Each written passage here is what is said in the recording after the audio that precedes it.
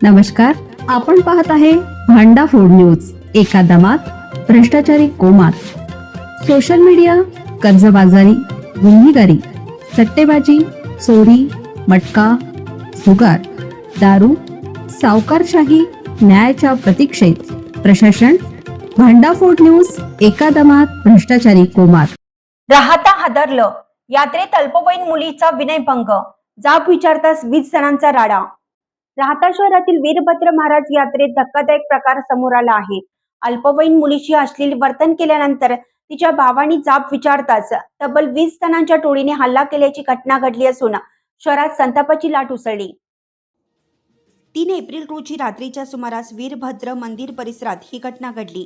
यात्रेत आलेल्या अल्पवयीन मुलीशी आरोपीने अश्लील हावभाव करत पाठीवर हात फिरून छेडछाड केली.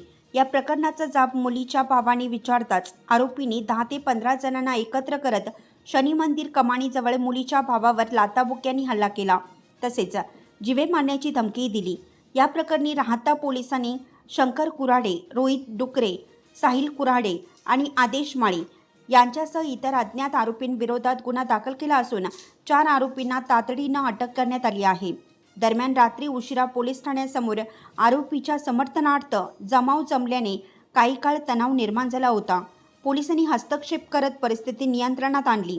या घटनेचा पुढील तपास पोलीस निरीक्षक नितीन चव्हाण यांच्या मार्गदर्शनाखाली सुरू आहे.